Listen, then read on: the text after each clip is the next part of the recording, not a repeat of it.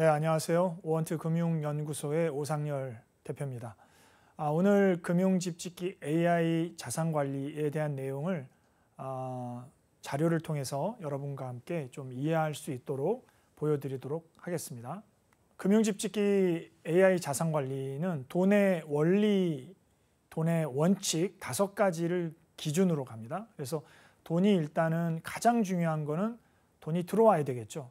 보통 돈을 번다, 돈이 들어온다, 캐시플로우라고 그러죠. 그래서 돈을 버는 것을 가장 기본적으로 하고, 이 돈이 들어오면 무조건 돈을 모아야 됩니다. 이거를 세이빙이라고 합니다. 돈을 모으는 것을 세이빙이라고 하는데, 세이브라는 거는 영어로 살리다라는 뜻입니다. 살린다는 것은 돈을 안 쓴다는 거죠. 돈을 저축하면 결국 돈을 살리는 거죠. 반대는 뭡니까? kill the money죠. 소비하는 것은 돈을 죽이는 겁니다. 그래서 돈을 모으는 방법은 돈을 안 쓰는 거죠. 그래서 안 쓰는 것이 뭐 저축이다 이렇게 얘기한 것도 있었죠. 그래서 돈을 일단 어느 정도까지 모아 놓으면 그 다음에는 이 시드머니를 이제 불리는 작업을 해야 되는 거죠. 주식으로, 부동산으로 레버리지를 이용해서 자산을 불리는 작업을 하는데, 이거를 투자라고 하고 인베스트먼트라고도 하죠. 이렇게 불어난 자산을 은퇴 이전까지 만드는데 보통 우리가 10억 목돈 마련 절대 법칙 이런 강연을 제가 주로 하고 있는데요. 뭐 10억이 됐든 5억이 됐든 20억이 됐든 이런 숫자는 그렇게 중요하지 않습니다. 그래서 돈을 만든 다음에 이 자산을 운용함으로 인해서 다시 이 자산에서 돈이 흘러나올 수 있도록, 돈이 벌릴 수 있도록 만드는 거죠. 그래서 우리는 잠을 자도 돈은 잠을 자지 않도록 만드는 것이 진정한 자본가의 삶이라고 할 수 있는 거죠. 그래서 돈을 굴리고 그 굴러가는 돈에서 돈이 나와서 그 돈으로 다시 생활하고 남는 돈을 모으고, 그런데 돈을 벌어서 돈을 쓰겠죠. 그러면 남으면 모으는데 여기서 이제 문제가 생기는 거죠. 돈을 벌어서 돈을 쓰고 남으면 저축해서 돈을 모으는데 부족하는 경우가 생기죠. 예를 들어서 내가 버는 돈보다 고정비가 더 많으면 부족해집니다. 돈이 부족해지면 어떻게 하죠? 돈을 빌려오게 되는 거죠. 그게 뭡니까? 이게 대출이죠. 이게 부채고, 그래서 부채가 생각보다 많아지면 대출 원리금 상환이 안 돼서 파산에 이르기 때문에 가장 중요한 재테크의 원칙 중에 하나가 번 돈보다 적게 쓰는 것, 이 단순한 원리를 지키지 못하는 경우가 생각보다 너무 많다. 왜냐 하면 신용카드를 쓰기 때문에 그렇습니다. 신용카드라는 것은 단기 대출이죠. 한 달짜리 대출입니다. 내가 가지고 있는 돈에서 돈을 쓰는 체크카드가 아니라, 현금 영수증이 아니라, 신용카드라는 것은 남의 돈, 신용카드 회사의 돈을 미리 끌어다 쓰고 나서 월급 받으면 되갚는 형태이기 때문에 결국은 한 달짜리 대출 인생을 계속적으로 반복해서 하게 되는 거죠. 그렇기 때문에 고정비용을 줄이는 것도 중요한데 신용카드와 같은 대출을 일으키지 않는 게 일단 중요합니다. 그래서 재테크의 첫 번째 원칙 중에 원칙이라고 할 수 있는 것은 번 돈보다 적게 쓴다. 이게 보이지 않는 룰입니다. 이 룰을 지켰을 때 이 5단계의 돈의 원칙, 5단계 프로세스가 돌아가고요. 그중에 돈을 벌고 굴리는 사이에 돈을 지키는 게 들어가죠. 그래서 돈을 지키는 거는 절세와 보험이라고 그랬습니다. 그래서 세금을 많이 내게 돼. 예를 들어서 개인 사업을 하고 계시는 분이 있는데 이 세무조사가 나와서 세금으로 3억을 뗐다. 그러면 3억을 벌기도 어려운데 이것을 세금으로 낸다면 엄청나게 아까울 뿐만 아니라 돈을 잃어버리게 되는 거죠. 돈을 지키지 못하는 거죠. 돈을 지키는 것은 프로텍트라고 합니다. 프로텍션. 돈을 지키지 못하면 결국은 돈을 더 벌어야 되는데 쉽지 않죠. 그래서 돈을 벌고 모으고 불리고 하는 거의 원칙 중에 5번째 원칙은 돈을 지킨다. 돈을 지키는 거는 세금과 보험으로 돈을 지킨다. 이렇게 돈이 지켜졌을 때 비로소 돈을 계속 벌고요. 돈이 들어오고 또 이걸 모으고 이렇게 원리 들어갑니다. 그래서 이 가운데는 piece of money, piece of mind, 폼이라고 하는데요. 옛날에 가수들도 있었죠. 폼생폼사, 폼에 살고 폼에 죽는다. 뭐 이런 가수가 있었는데 그 폼은 piece of money, 돈에 평화가 있으면 piece of mind, 마음의 평화가 있다라는 거고요. 또 마음의 평화가 있어야 또 돈에도 평화가 있습니다. 굳이 하나만 더 얘기한다면 육체의 평화, 건강의 평화가 있겠죠. 결국은 우리는 육체에 대한 평화, 돈에 대한 평화, 마음의 평화, 이 세 가지가 완전해졌을 때 우리는 행복하다, 이렇게 얘기할 수도 있고요. 우리 모두는 행복을 위해서 지향을 하는 그런 사람들이 아닌가 생각합니다. 그래서 우리가 돈을 벌어서 모아서 불려서 굴려서 잘 지켜서 행복한 삶을 살아야 되는데, 사람은 이 한순간에 이 모든 것을 실행하기가 굉장히 어렵죠. 그래서 대부분은 자기 나이와 자기 직업과 결혼 여부와 자기 월 소득, 자산, 주택 유무에 따라서 자기가 고민하는 것이 거의 결정이 돼 있다는 거예요. 그걸 인생의 맥락, 컨텍스트라고 얘기하는데, 저는 이거를 2000년대 초반에 저작권을 만든 큐브라는 겁니다. 금융에 관련된 큐브이기 때문에, 여러분 큐빅 아시죠? 큐빅 돌리는 거. 근데 약간 금융으로 응용한 프로그램인데요. 일단 좌측 가로면에 나이가 있습니다. 여러분도 한번 해보시죠. 20, 30대냐, 40, 50대냐, 60, 70대냐. 만약에 40, 50대다라고 한번 해보겠습니다. 두 번째는 직업입니다. 나는 직장인이냐, 사업가냐, 은퇴자냐. 세 번째는 결혼을 했느냐, 결혼을 안 했느냐, 결혼을 하고 자녀도 있느냐. 이게 이제 좌측면이고요. 우측면은 월 소득이 부부 합산으로 500만 원 이하냐, 1000만 원 이하냐, 1000만 원 초과냐, 1000만 원, 2000만 원, 3000만 원이 되겠죠. 평균적으로.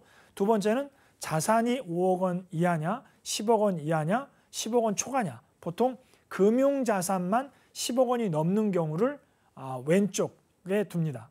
그러면 오른쪽으로 갈수록 서민에 해당하고, 중간이 중산층, 왼쪽이 좌측이 자산가가 되겠죠. 그다음 마지막은 주택을 통해서 월세나 전세로 살고 계시는, 주택이 없는 경우, 그다음에 주택만 있는 경우, 주택도 있고 상가나 또 제2의 수익형 부동산이 있는 그런 세 번째, 이런 6가지의 요인을 가지고, 원인을 가지고 본인이 무엇을 원하는지를 통계적으로 추출해낼 수 있다는 거죠. 그래서 저는 개인 상담을 진행할 때 보통 나이나 결혼 여부, 소득 정도만 알아도, 그냥 두 가지, 나이하고 소득만 알아도 대충 이 사람이 무엇을 고민하겠다라는 것을 저는 알 수 있습니다. 저는 이것을 원트라고 합니다. 원하는 것이죠. 근데 원하는 것인데 돈에 관련돼서 경제적으로 원하는 것이기 때문에 WANT, 원트의 W에다가 선을 하나 그으면 돈원자가 되죠. 그래서 돈에 대한 경제적인 고민, 원트라고 저는 표현을 보통 합니다. 그래서 만약에 20, 30대 직장인 미혼의 소득이 500만 원 이하, 그러니까 400이나 300이나 200이나, 그리고 자산이 한 1억, 2억, 3억, 4억, 그다음에 집이 없는 미혼일 때 크로스 되는 점에 뭐가 있습니까? 목돈 마련이 있습니다. 여기에서 말하는 목돈 마련은 대부분 딱 이거일 거예요. 결혼 안 했으면 결혼 자금이고요. 결혼 안 했어도 결혼 자금과 동시에 주택에 대한 원트가 있을 거고요. 목마름이 있을 거고요. 그 다음에 결혼 자금 같은 경우도 남자는 평균 듀오 통계 1억 5천만 원, 여자분은 보통 8,700만 원, 아들만 셋인 집은 한 4억 5천만 원의 결혼 자금이 지원이 된다. 이게 현재 우리나라의 통계라는 거죠. 그래서 어느 정도 통계를 가지고 나의 상황에 대입해 보는 것이 이 원트 큐브의 목적입니다. 두 번째, 자 40, 50대가 됐습니다. 개인 사업을 합니다. 아무래도 사업을 하게 되면 대출을 많이 땡기게 됩니다. 담보대출을 땡기고요. 신용대출을 땡기고 많이 땡기게 되는데 대출 상환에 대한 부담이 많이 생기게 됩니다. 그런데 대출이 만약 없다. 그러면 노후자금으로 옵니다. 노후자금은 소득이 500에서 1000만 원, 맞벌이 부부들, 그리고 집이 있는 사람들이 보통 노후에 대한 고민을 합니다. 집이 없는 경우는 여전히 자녀들에 대한 교육자금, 그 다음에 결혼자금, 이런 목돈 마련에 대한 고민이 많습니다. 그런데 부부가 공무원이라든가 부부가 학교 선생님이면 사적연금, 사학연금이나 공무원연금이 보통 국민연금의 한 2배 이상 받죠. 국민연금 같은 경우는 우리가 9%를 나라와 개인이 4.5, 4.5를 회사와 개인이 4.5, 4.5 내는데 보통 개인 사업자들 같은 경우는 9%를 개인이 다 내게 되죠. 그런데 보통 공무원이나 선생님들 같은 경우에는 18%의 연금보험료를 낸다는 거죠. 보통 국민연금 같은 경우는 10년만 내면 연금으로 수령할 수가 있는데 보통 공무원연금이나 사학연금 같은 경우는 아주 오래 다니시기 때문에 정년까지 하면 보통 20년, 최장 33년 이상 다니시는 분도 많기 때문에 연금 액수가 국민연금의 2.5배 정도 되는 거죠. 그래서 국민연금보다 훨씬 많은 연금을 받는 공무원이나 사학연금 같은 경우는 부부가 그런 연금을 받는다면 노후자금이 필요가 없죠. 그래서 이분들의 고민은 투자 쪽으로 내려갑니다. 그래서 투자는 20, 30대 직장인인데 월 소득이 1,000만 원이다. 페이닥터 같은 분들, 전문직들은 이런 투자에 대한 고민이 아무래도 많이 있겠죠. 그래서 젊은 사람 쪽을 보면 뭐가 돼 있습니까? 목돈 마련, 재테크, 투자 이렇게 돼 있습니다. 그래서 투자가 잘 되면 어떤 거를 고민할까요? 투자가 잘 되면 예를 들어 매매 차익이 생기죠. 양도소득세가 발생합니다. 배당소득세가 발생하죠. 이자가 나오게 되죠. 그래서 금융소득에 대한 세금, 그다음 부동산 양도소득에 대한 세금, 이런 세금에 대한 고민이 많아지게 됩니다. 그런데 이 세금 중에서 나이가 60대, 70대가 넘어가면 그 세금 중에서도 가장 중요한 상속세, 증여세에 대한 고민을 많이 하게 됩니다. 그런데 상속 증여를 고민하는 분들은 아무래도 부동산이나 건물이 한두 채 정도 있어야 자산이 상속세에 대한 고민을 하게 되죠. 그 중간 부분이 있죠. 500에서 1,000만 원, 자산이 10억 원 이하, 주택만 있는 분들은 사실은 상속증여보다는 그냥 부동산에 대한 고민, 좀 더 구체적으로 얘기하면 주택을 연금화하는, 왜냐하면 노후자금이 아직은 부족하시기 때문에 부동산을 통해서 연금을 수령하고 싶은 주택연금에 관심이 많습니다. 주택연금은 주택금융공사에서 운용을 하는데 지금 기준으로 1억당 보통 25만 원에서 30만 원 정도 나오게 되고요. 주택 가격은 보통 기준 시가 기준으로 12억 원 이하의 집에 대해서 주택연금이 나오는데 12억 원짜리의 주택을 맡긴다면 30만 원 정도 잡으면 다음 달부터 360만 원이 부부가 살아있는 동안, 남편이 먼저 돌아가셔도 배우자가 살아있는 동안은 계속적으로 연금이 나오는 거죠. 중요한 것은 결정된 360만 원은 주택 가격이 떨어지든 올라가든 360만 원이 유지된다는 거죠. 따라서 주택 가격이 떨어지기 전에 주택 가격을 가장 높은 가치로 평가받을 수 있을 때 주택연금화하는 게 좋고요. 나이는 부부가 둘 중에 한 명이라도 55세 이상이면 신청이 가능합니다. 저는 개인적으로 주택연금이 좋다라고 생각하는데 이유는 뭐냐면 노후에 가장 중요한 건 현금 흐름이라고 했습니다. 그래서 다른 연금도 중요하고 다른 이자 배당도 중요하지만 그런 어떤 캐시플로우가 만만치 않으실 때는 내가 살고 있는 이 집에서 내가 거주하면서 평생을 거주하면서 그 집에서 어떻게 보면 대출이거든요. 주택연금은 내 집을 이렇게 벽돌을 하나씩 떼가지고 주택금융공사에 주고 연금을 받는 그런 개념입니다. 그래서 연금 다 받고 나면 이 집은 주택금융공사께 되는 거죠. 나라께 되는 거죠. 그래서 물론 대출의 일환이지만 그럼에도 불구하고 자식들한테 손 안 벌리고 연금을 편안하게 내가 살던 집에서 살면서 받을 수 있다는 것은 장점 중에 장점이다라고 얘기할 수 있습니다. 우리나라 주택연금은 미국의 리버스 모기지하고는 약간 좀 상황이 다르기 때문에 아주 좋은 제도로 미국에서도 평가를 하고 있는 거죠. 그래서 이렇게 9가지의 원트 모델이 나오는데요. 아마도 여러분들은 요 중에 하나 정도는 지금 고민하고 계실 겁니다. 어떤 분들은 노후를 위한 자산관리를 고민하시고요. 어떤 분들은 투자를 위한 자산관리를 고민하시고 어떤 분들은 세금, 어떤 분들은 상속증여, 어떤 분들은 부동산, 어떤 분들은 또 당장 장례식장에 갔다 오신 분들은 친구의 암 사망으로 인해서 암에 대한 니즈가 또 생기시는 분들은 또 빨리 보험을 가입하셔야 될 분들도 계시고 교통사고가 나는 분들도 마찬가지고요. 또 어떤 분들은 목돈 마련. 이렇게 사람이 살아가면서 인생의 맥락마다 집을 살 때 대출, 집을 사고 나면 자녀 교육, 그 다음에 자녀 교육이 어느 정도 끝나고 나면 노후 준비, 뭐 이런 인생의 컨텍스트, 맥락마다 필요한 재정적인 고민들이 있다라는 거죠. 그런데 사람은 지금 당장 내가 고민하는 걸 해결하고 싶지 나중에 내가 해결해야 될 노후라든가 뭐 세금이라든가 이런 것들에 대해서는 잘 고민하지 않는 습성이 있죠. 이거는 뭐 누구나 마찬가지입니다. 내 바로 앞에 떨어져 있는 목돈 마련, 바로 앞에 떨어져 있는 주택 마련, 이것만 관심 있는 게 사람인데, 그것만 하다 보면 더 정작 중요한 대출 상환이라든가 세금이라든가 뭐 이런 것들에 대해서 고민을 안 하면 결국은 하나만 보고 이렇게 매몰될 수 있는 그런 잘못된 판단을 할 수 있다라는 거죠. 그래서 이 큐브 모양을 보시면서 좀 폭넓은 판단을 하고 지금 내가 고민하는 것도 해결하면서 전체적인 것도 같이 해결할 수 있어야 된다라는 거고요. 이거는 사회과학이기 때문에 뭐 이게 정답은 아닙니다. 예, 정답은 아니고요. 그런데 중요한 거는 목돈 마련에서 노후에서 상속증여 이렇게 자산이 증가하는 쪽으로 가야지, 목돈 마련에서 대출에서 보험 쪽으로 넘어가게 되면 굉장히 어려워지는 삶을 살아가게 됩니다. 왜냐하면 60, 70대에 은퇴를 했는데 소득도 없고 자산도 없고 주택도 없다.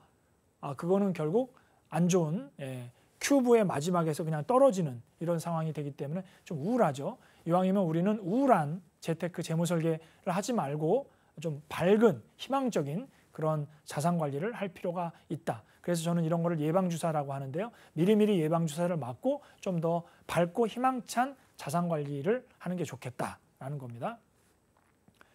금융집식 설계를 단적으로 한번 표현을 해보도록 하겠습니다.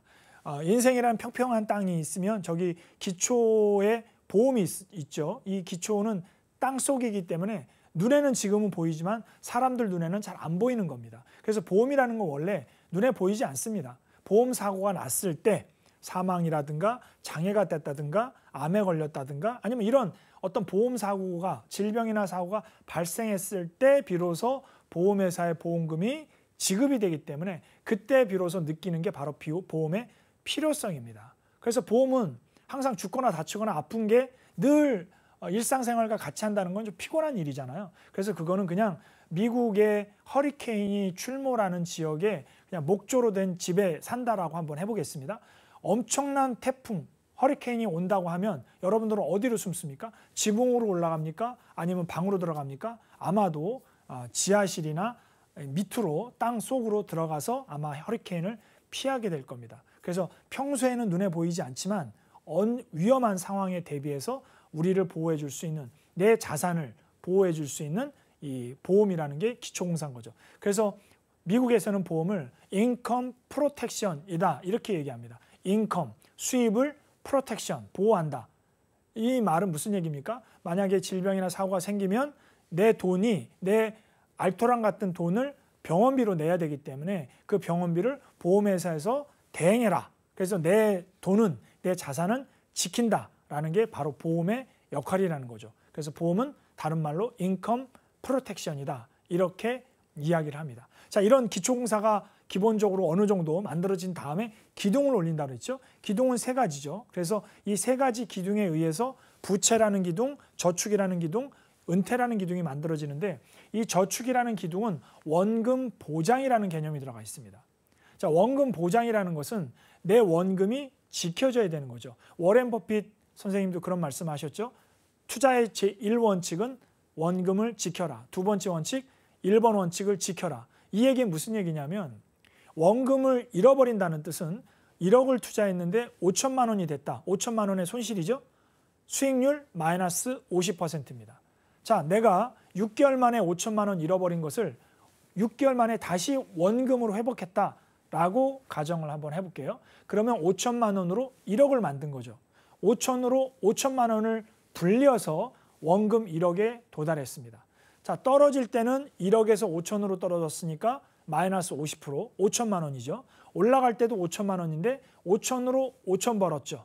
그러면 똑같은 5천인데 떨어질 때는 마이너스 50%인데 올라갈 때는 5천으로 5천 벌었기 때문에 플러스 100%가 됩니다. 그러니까 내가 한번 손실을 입으면 원금으로 회복하는데 2배의 수익률이 필요하다. 그만큼 매우 어렵다는 뜻입니다. 따라서 주식이나 채권이나 자산 관리할 때 가장 중요한 점은 돈을 버는 것이 아니라 잃어버리지 않는 게 중요하다는 겁니다. 그것이 바로 저축의 개념이고요. 대출을 상환하는데 무리한 투자나 아니면 신용을 이용해서 주식을 한다는 것은 더 큰 위험을 부를 수 있다라는 거죠. 노후 준비를 하는데 아주 위험한 상품, 위험한 투기 상품으로 한다는 것도 하이힐드 채권이나 이런 거는 되게 위험하다는 거죠. 그래서 원금 보장에 가까운 게 세 가지를 해야 되는데 부채 상환을 위한 저축, 목돈 마련을 위한 저축, 노후 준비를 위한 저축, 이 세 가지는 원금 보장에 가까운 아주 안전한 상품으로 하는 게 좋다라는 겁니다. 그래서 첫 번째는 은퇴할 때까지 빚금이 하나 쳐져 있죠. 이거를 저는 내진 설계라고 하는데 그 잘 보시면 내진 설계 왼쪽은 부채 영역이고요. 오른쪽은 저축 영역입니다. 목돈 마련이죠.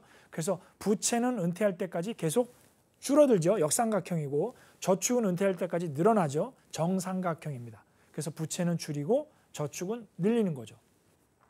부채를 대하는 태도는 일단 신용대출은 무조건 가장 먼저 상환합니다. 돈에 대한 순서 5가지가 있는데요. 첫 번째, 일단 빚부터 갚는 겁니다. 여기서 말하는 빚은 담보대출이 아니라 신용대출을 의미합니다. 두 번째는 목돈을 마련합니다. 여기서 말하는 목돈은 20, 30대의 경우에는 큐브에서도 보셨지만 결혼자금, 주택마련, 자녀교육, 결혼 뭐 이런 게 되겠죠. 그 다음에 노후자금이 되겠죠. 세 번째는 담보대출을 상환합니다. 첫 번째, 비상자금을 먼저 만들어야 되겠군요. 비상예비자금을 먼저 만들고 두 번째, 신용대출을 갚고 세 번째, 목돈 마련, 주택 마련이나 그다음에 자녀 교육이나 그다음에 노후 준비와 같은 목돈 마련을 하고 네 번째, 담보대출을 은퇴까지 상환을 합니다. 마지막이 경제적인 독립을 외치는 것. 이게 5단계입니다. 그래서 나는 내 수입의 3개월에서 6개월치의 캐시플로우 현금이 있느냐, CMA나 MMF에 있느냐를 먼저 보셔야 되고요. 나는 있다라고 하시면 신용대출이 있느냐, 없다. 그럼 3단계 목돈 마련으로 가죠. 집을 하나 한 채 갖고 있느냐, 자녀에 대한 교육을 하고 있느냐, 노후 준비를 하고 있느냐. 그것도 다 됐다. 그럼 담보대출을 상환하는 거죠. 담보대출도 없다. 그러면 이제 은퇴하시면 되는 거죠. 이렇게 5단계입니다. 그래서 신용대출은 즉시 상환해야 되고 담보대출은 은퇴 직전까지 상환하는 게 원칙이다라는 겁니다. 하나 또 중요한 것은 부채와 관련돼서 보험 얘기를 잠깐 하면요. 부채가 좀 많으신 분들이 있습니다. 사업하시는 분들 중에. 이런 분들은 만약에 정말 1000만 분의 1, 10,000만 분의 1로 만약에 사망이 된다면, 가정이 된다면 5억의 대출, 10억 원의 대출을 남기고 만약에 대표라든가 가장이 사망하게 되시면 채권자들이 특달같이 달려오고 회사는 날아가고 빚을 갚아야 되는, 그래서 남아있는 유가족들은 상속 포기를 해야 되는 그런 상황이 생길 수도 있습니다. 물론 상속 포기하면 모든 게 깔끔하게 해결은 되겠지만 아름다운 그림은 아니죠. 그래서 부채만큼 사망보험금을 보험으로 준비하는 것도 미국 사람들, 특히 유대인들이 많이 하는 자산관리 방법입니다. 그래서 그거는 한번 참고로 하시고요. 두 번째는 저축이죠. 말씀드린 것처럼 지금부터 은퇴할 때까지 주택 마련에 대한 저축, 결혼 자금에 대한 저축, 자녀 교육에 대한 저축, 노후 준비에 대한 저축, 이런 목돈 마련을 위한 저축을 하게 됩니다. 그리고 나서 은퇴가 되면 사망할 때까지 은퇴 설계를 하게 되는데요. 간단하게 저는 한 3분 안에 은퇴 설계를 합니다. 일단 은퇴 나이를 결정하고요. 어떤 노후를 꿈꾸시는지를 여쭤봅니다. 그러면 보통 여행 가는 노후를 많이 꿈꿉니다. 해외여행. 얼마 정도 그런 생활을 하면 필요하냐? 우리나라는 200에서 300만 원. 조금 더 여유롭게 하면 500만 원 이렇게 얘기합니다. 그러면 지금 준비되어 있는 연금, 이자, 배당, 임대 이런 게 뭐가 있느냐? 물으면 대부분 이자나 배당이나 임대는 없는 경우가 있고요. 연금이 많겠죠. 그래서 국민연금 얼마, 퇴직연금 얼마, 그 다음에 개인연금 얼마 이렇게 준비 자금에 들어갑니다. 근데 여기서 중요한 거는 직장인들 같은 경우에 퇴직연금을 하게 됩니다. 중요한 거는 이름이 연금입니다. 연금이라는 건 매년 또박또박 나오는 거를 연금이라고 하는데 직장인 100명 중에서 퇴직연금 DB형이나 DC형이나 IRP로 받아가지고 이 연금을 받아서 연금으로 수령하는 사람이 100명 중에 2명이라는 겁니다. 98명이 일시금으로 다 받아서 대출도 갚고 여행도 가고 애들 교육도 시킨다는 겁니다. 따라서 퇴직연금이 그 취지와는 다르게 연금으로 쓰이지 않고 그냥 일시금으로 쓰이고 있다는 것이 안타깝습니다. 그래서 우리나라의 노후가 굉장히 생각보다 어려운 이유가 뭐냐면 연금 자산이 거의 남아있지 않습니다. 또 투자를 잘 안 하고 거의 대부분이 예금을 위주로 하고 있기 때문에 이자나 배당도 나오지 않습니다. 부동산이 하나 있어서 정말 가격이 떨어지지 않는 곳에 부동산 하나 똘똘한 거 하나만 갖고 있으면 그래도 자산 가치가 올라가거나 또 임대료를 받을 텐데 또 그렇지도 않습니다. 그래서 부동산 격언에 이런 말이 있죠. 여러분이 만약 지금 나무 그늘에서 쉬고 있다면 누군가 나무를 심었을 것이다. 그 얘기는 무슨 얘기입니까? 여러분이 지금 임대료를 받고 계신다면 누군가는 그 할아버지든 아버지든 뭐 증조할아버지든 그 부동산을 그 건물을 사신 분이 있었기 때문에 여러분이 거기서 임대료를 받아서 편안하게 생활하고 있다라는 거죠. 그런데 만약에 여러분이 그런 부동산이 없다면 어떻게 될까요? 여러분이 심으셔야, 여러분이 그 나무를 심으셔야 여러분의 아들, 여러분의 손자녀들이 그 그늘에서 쉬게 될 겁니다. 누군가는 심어야 된다는 얘기죠. 그래서 필요자금, 준비자금을 객관적으로 추려내고요. 여기서 이제 궁금한 거는 이런 궁금증이 있을 거예요. 자, 내가 현재 40세라고 가정했을 때 250만 원이 필요하다고 했고 150만 원이 연금으로 준비되어 있다고 하는데 물가는 고려하지 않는 거냐. 무려 20년, 30년 뒤의 일이기 때문에 물가를 고려하지 않는다면 이거 잘못된 설계 아니냐라고 생각하실 수도 있습니다. 뭐 틀린 말은 아닙니다. 그런데 제가 강의를 많이 하면서 깨달은 건 뭐냐면 이 설계라는 것, 재무 설계라는 거는 재무를 가지고 설계를 하는 겁니다. 설계하고 또 시공하는 거죠. 설계하기 전에 진단 분석도 하고 지금 금융집 짓기는 설계도 있지만 진단 분석도 있죠. 자, 가만히 보시면 진단하고 설계하는 데 있어서 물가를 고려하지 않는 이유는 물가까지 고려하게 되면 그러지 않아도 뭐 부채, 저축, 은퇴, 투자, 세금, 부동산, 보험 복잡한데 물가까지 고려하게 되면 여러분은 거의 이 그림을 안 보게 됩니다. 그래서 금융, 돈이라고 하면 일단 복잡하고 어렵기 때문에 사람들이 회피하려고 하는 거죠. 그래서 저희 금융집 짓기를 가만히 보시면 원가 기준으로 되어 있습니다. 저축도 원가 기준입니다. 만약에 5년 뒤에 2억이 필요하다? 333만 원이 필요합니다. 물가 계산하지 않습니다. 왜냐하면 합리적인 이유는 물가가 올라가는 것만큼 여러분의 저축 수익률도 올라가기 때문에 물가 올라가는 것만큼 여러분의 수익률도 올라갈 거다.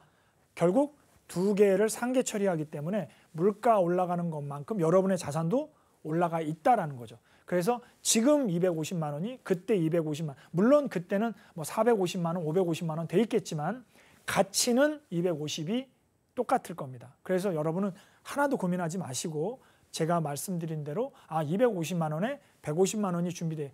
그래서 통상 국민연금을 확인하실 때는 PC 버전으로는 통합연금 포탈에 들어가시면 여러분의 국민연금, 개인연금, 퇴직연금을 한꺼번에 다 보실 수 있습니다.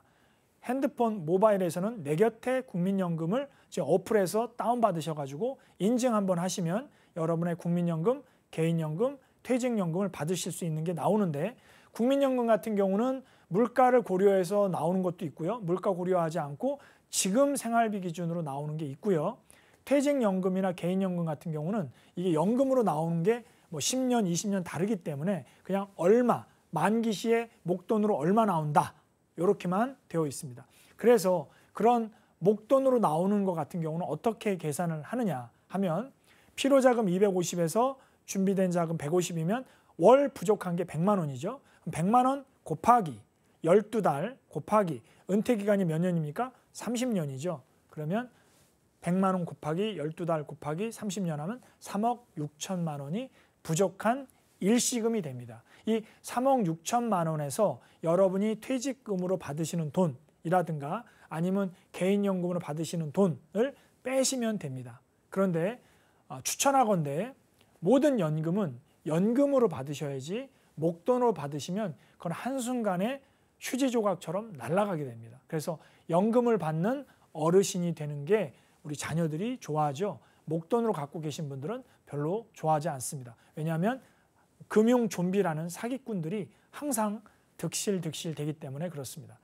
폰지 사기꾼들 아주 많죠. 유사 코인 사기꾼들도 아주 많습니다.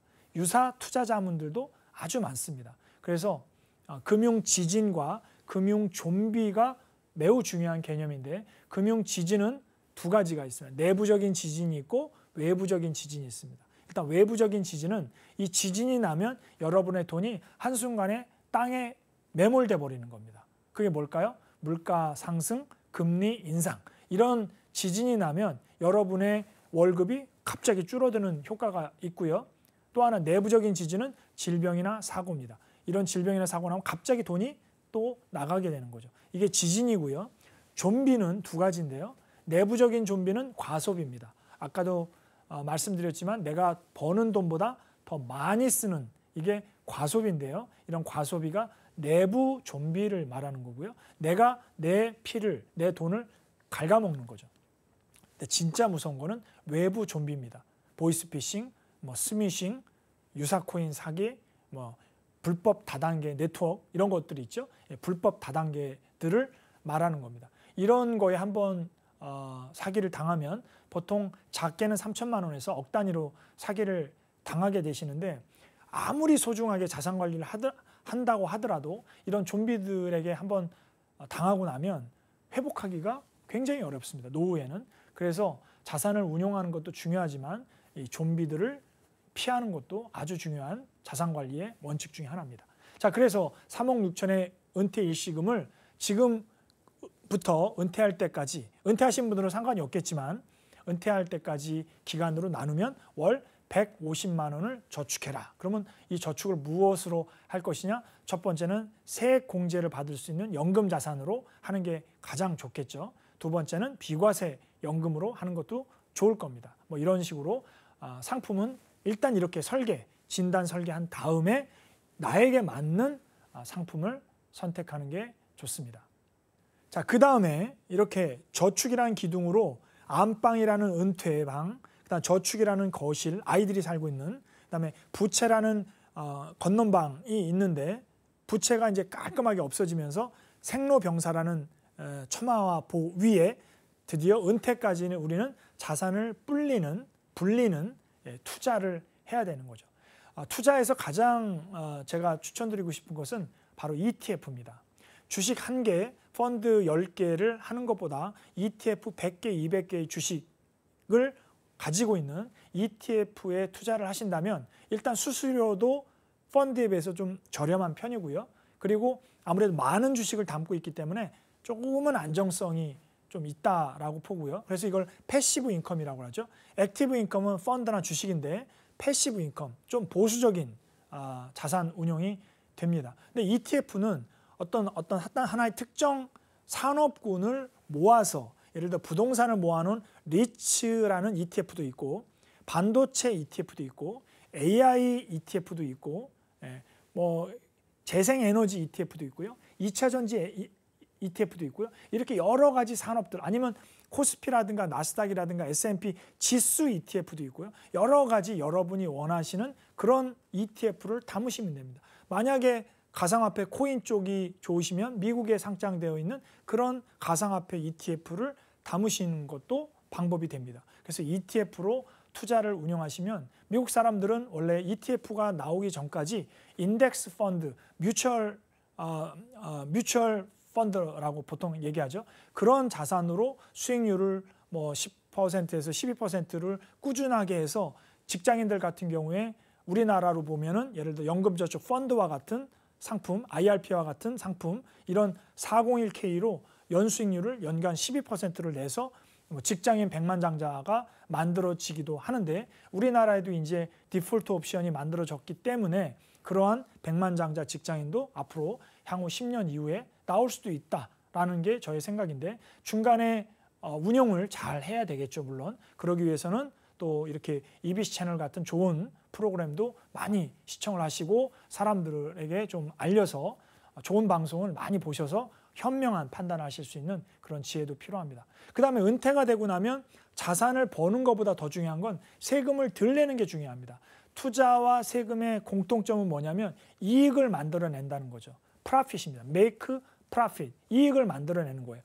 투자로 원금 대비해서 이익을 만들어내는 것도 이익을 만들어내는 거고요. 세금 내야 될 거를 안 내는 것도 이익을 만들어내는 겁니다. 그래서 둘 다 동시에 해야 되는데 하나를 결정한다면 은퇴까지는 공격적인 투자를 통해서 이익을 만들어내는 게 중요하고요.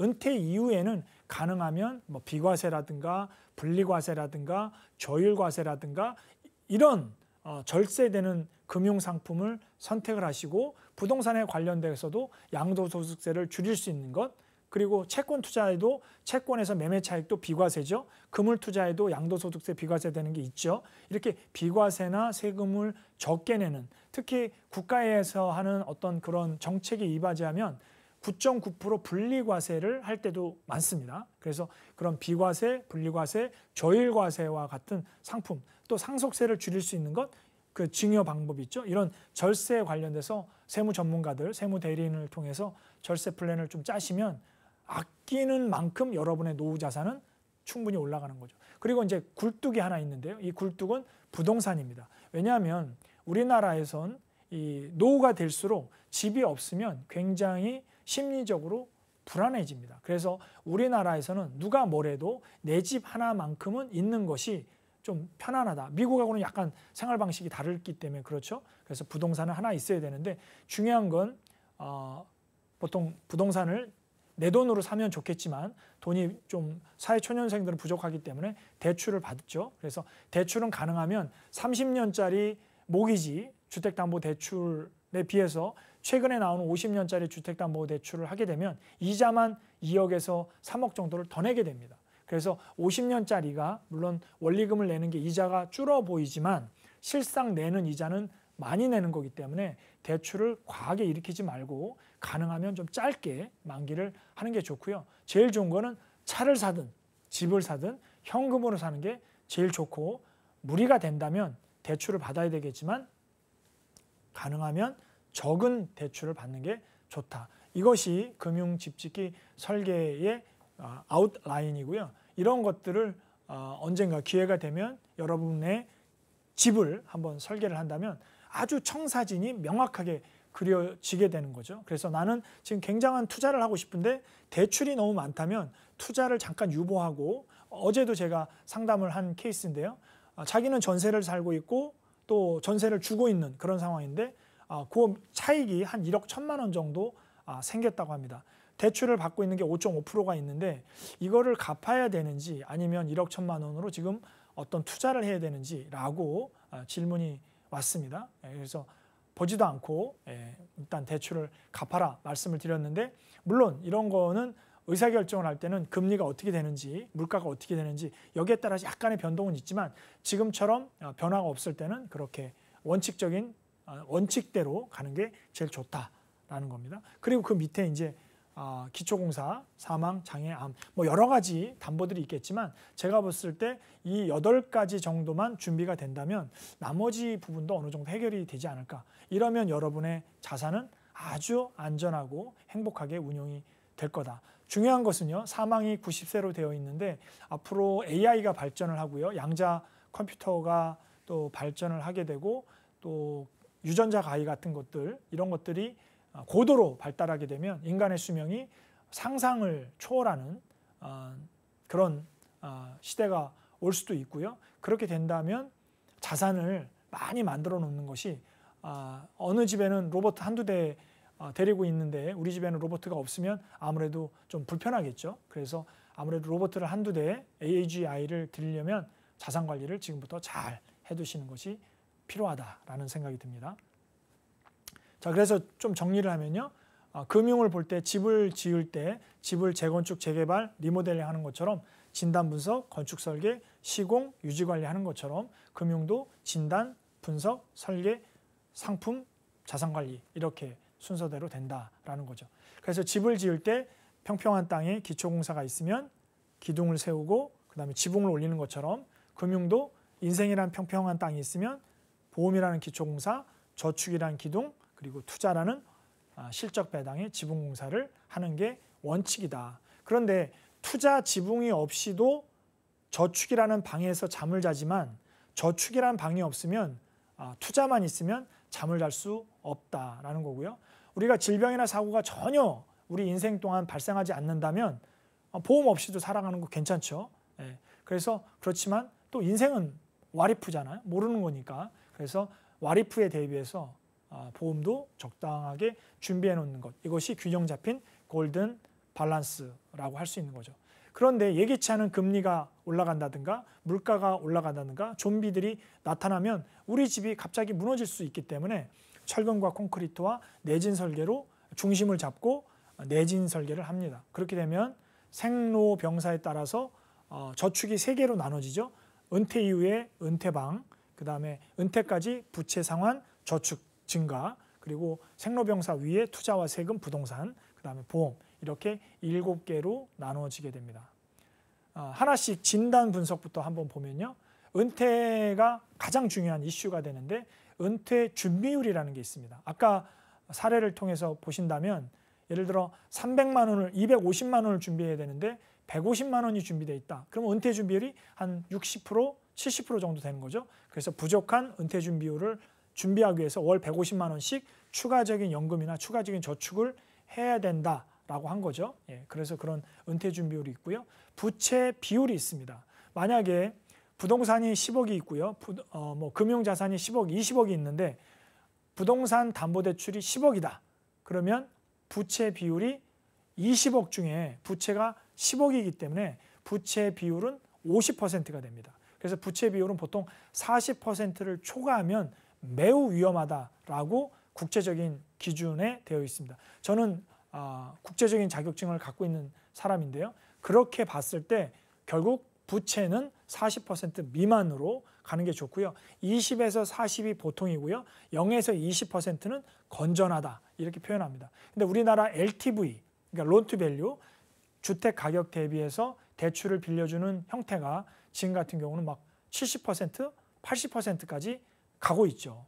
그러니까 집의 80%는 은행 거라는 거죠. 상당히 많은 대출이 지금 나가는 거다. 굉장히 위험하다 이렇게 볼 수 있습니다. 과소비 지수라는 게 있고요. 부자 지수라는 게 있는데 이 부자 지수는 순자산을 나이와 월급, 연봉으로 계산한 건데요. 이 부자 지수를 한번 계산해 보시면 100%가 기준이고요. 200%가 넘어가면 동년배 같은 나이 또래의 같은 소득 대비해서 한 2배 정도 잘하고 있다. 이렇게 되는 거고요. 한 400%가 나오면 한 4배 잘하고 있다. 이렇게 보시면 됩니다. 그 다음에 이제 사망이나 이렇게 볼 수 있고요. 두 번째는 설계입니다. 그래서 은퇴 설계, 부채 설계, 저축 설계, 투자 설계, 세금 설계. 여러분이 고민하시는 거를 먼저 큐브에 맞춰서 먼저 설계를 하고요. 나머지 설계도 할 수가 있는 거죠.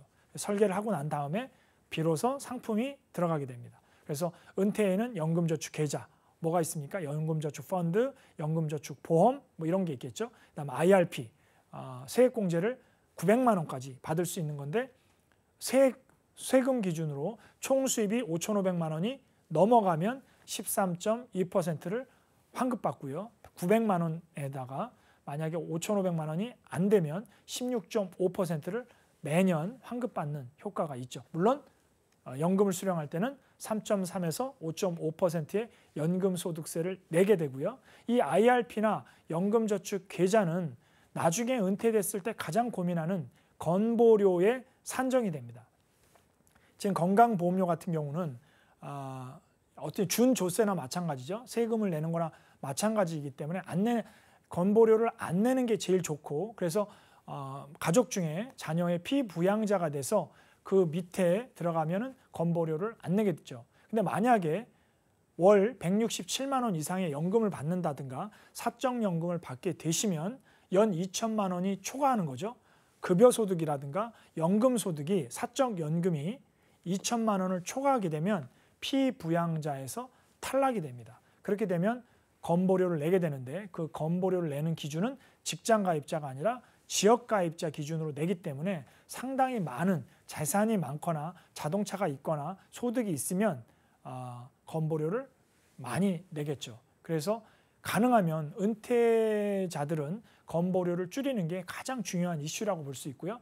가족의 피부양자로 들어가는 게 좋고, 그렇지도 않으면 가까운 지인의 회사에 직원으로 등재해서 일을 하는 근로소득자로 해서 건보료를 줄이는 게 가장 좋은 방법이 될 수가 있죠. 연금저축계좌나 IRP는 사적연금이기 때문에 건보료 산정할 때 들어간다는 거, 100% 들어간다는 거 기억하시고요. 그냥 퇴직연금으로 준비할 수도 있고요. 비과세 연금도 있고요. 여기엔 빠져 있는데 공적연금 있죠. 국민연금, 국민연금, 또 공무원연금, 사학연금, 군인연금 이렇게 있습니다. 그 다음에 저축을 만들어라는 거는 가장 확실한 예적금이 있고요. ISA라는 상품이 있는데 Individual Savings Account라고 해서 200만 원까지 비과세되고 200만 원을 초과하는 이자나 배당에 대해서는 9.9% 분리과세를 해주는데, 이 ISA는 세 가지 종류가 있습니다.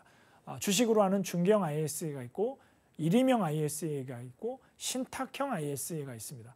뭐 많이 들어갈수록 복잡하지만 이 ISA는 이 세 가지 종류가 있다라는 거고요. 예금으로 하는, 예적금으로 하는 ISA도 있고, 펀드로 하는 ISA도 있고, ETF로 하는 ISA도 있습니다. IRP도 마찬가지죠. 연금저축 펀드도 마찬가지죠. 뭐 ETF로 하는 게 있고요. 그다음 펀드로 하는 게 있고, 예적금으로 하는 게 있습니다. 그래서 연금저축 계좌나 IRP나 ISA 이 세 가지는 중요한 건 상품이 아니라 계좌라는 겁니다. 계좌, 하나의 계좌이고요. 이 계좌 안에 주식을 넣을 거냐, ETF를 넣을 거냐, 예금을 넣을 거냐, 펀드를 넣을 거냐에 따라서 운용 수익률이 달라진다는 겁니다. 이게 다른 점이고요. 대출은 신용대출, 담보대출. 그 다음에 투자와 관련돼서는 제가 전 시간에 자산 관리할 때 금리에 따라서 변하는 자산 얘기했죠. 주식, 채권, 펀드, ETF. 그리고 세금을 줄이는 거는 직장인들 같은 경우에는 연말정산, 그 다음에 자산가들 같은 경우는 금융소득, 종합과세, 그 다음에 부동산 자산가들은 상속증여 절세 이런 게 있고요. 그 다음에 보험으로는 종신보험, 또 건강보험, 실비보험, 또 질병보험, 치매간병보험 뭐 이런 것들이 있겠죠. 그리고 상품이 이제 들어가고 나면 드디어 개별적인 설계를 합니다. 그래서 현금 흐름 설계가 제일 좋죠. 월급 대비해서 나는 생활비를 얼마 써야 되고, 저축 투자를 얼마 해야 되고, 노후 준비를 얼마 해야 되고, 자기 소득 대비해서 나는 얼마를 어느 영역에 써야 되는지 기준이 나와 있으니까 그 기준대로 예산에 맞춰서 쓰는 것이 중요하다라는 겁니다. 두 번째는 저축이죠. 저축은 100- 나이 법칙이라는 게 있습니다. 그래서 나이만큼은 저축하고 100에서 나이를 뺀 만큼 투자, 펀드나 ETF를 한다라는 원칙이 있는 겁니다. 여기에 나와 있는 회사 상품들은 그냥 어떤 특정 회사를 알리려고 하는 것이 아니라 이런 상품들이 있다라는 것을 말씀드리려고 표시를 해놓은 겁니다. 대출이 있겠죠. 대출은 금융감독원이 운영하는 사이트가 있는데요. 그 파인이라는 사이트가 있는데 거기 들어가 보시면 금융상품 한눈에라는 사이트가 있습니다. 이 금융상품 한눈에 들어가시면 적금상품, 예금상품, 대출상품을 전부 고금리, 저금리 대출로 이렇게 비교를 해주는 금융감독원 공식 사이트이기 때문에 아주 많은 도움이 되실 수 있습니다. 그 다음에 노후에 대한 영역, 그 다음에 투자에 대한 영역. 투자는 안전자산 70%, 위험자산 30%. 안전자산에는 또 유동성의 30%, 또 안전성의 70%.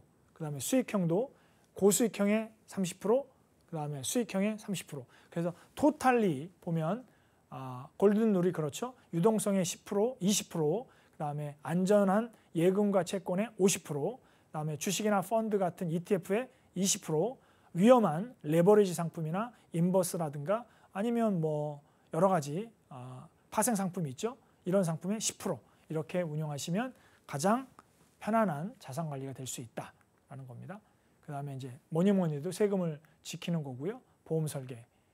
이래서 하나의 여러분의 금융주택이 맞춤형으로 설계되는 게 저희 회사가 제공하고 있는 이런 서비스입니다. 여러분은 서비스를 이용하지 않으셔도 이런 개념이 있다는 것만 보시면 되겠습니다. 그래서 1단계 생존을 위해서, 2단계 은퇴를 하기 위해서 돈을 모으는 거죠. 3단계 물가 상승보다 내 자산이 높아야 되기 때문에 주식, 채권, 펀드를 운용하는 거죠. 4단계 너무 오래 살기 때문에 돈을 운용해야 됩니다. 몇 프로? 물가보다 높은 7%, 8%로. 그래야 내 원금은 살아있고 이자만으로도 연금으로, 배당으로 살아가는 거죠. 돈을 지키는 거는 질병이나 사고 때 내가 가지고 있는, 내가 예를 들어 알츠하이머 치매로 인해서 살아있는 동안 너무 많은 병원비를 쓴다면 가지고 있는 재산이 검불이 되는 거죠. 그래서 질병이나 사고에 대한 돈을 지키는 것, 세금 있죠. 그래서 마지막으로 명리학에 보면 가장 중요한 게 물이라고 했습니다. 물은 생명이라고 했습니다. 우리 금융에서도 가장 중요한 건 소득입니다.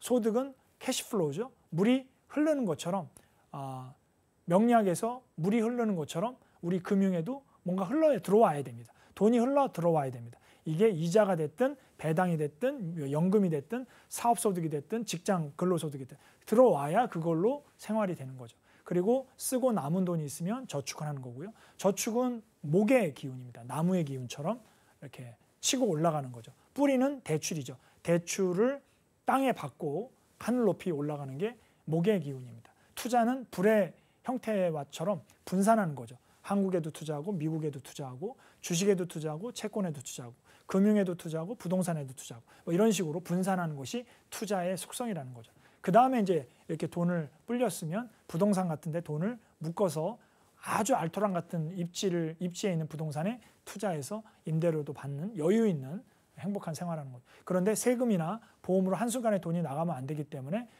금처럼 돈을 단단히 지키면 이 단단한 집안에서 물이 계속 흘러나오는 소득이 만들어진다라고 할 수 있습니다. 마지막으로 한 가지 드리고 싶은 말씀은 AI 자산관리라고 했습니다. 이제는 드디어 AI의 시대가 됐습니다. AI라는 건 뭡니까? 인공지능입니다. 여러분이 가지고 계신 지식보다 수천 배, 수만 배를 연구한 이런 AI들이 결국은 우리들의 자산관리를 도울 수 있습니다. 그래서 이제는 인터넷에서 검색하는 시대에서 자연어로 명령을 내리면 이 AI들이 이 답을 주게 됩니다. 근데 중요한 거는 어떤 질문을 던지느냐에 따라서 답이 너무나 달라집니다. 어느 정도 알고 질문하는 사람과 모르고 질문하는 거는 유치원이 질문하면 유치원생으로 대답을 하고요. 대학원생이 질문하면 대학원생처럼 대답을 한다는 겁니다. 그래서 결국은 AI를 활용해야 되는데 AI를 어떻게 활용할지는 내가 금융에 대해서 부동산에서 알고 있어야 이를 활용할 수 있다라는 겁니다. 그래서 지금까지 금융집짓기 AI 자산관리를 통해서 여러분이 남은 인생 행복하고 건강하게 살아가실 수 있는 단초를 좀 마련해 드렸습니다. 도움이 되셨기를 바라고요. 나중에 기회 되면 또 뵙겠습니다. 감사합니다.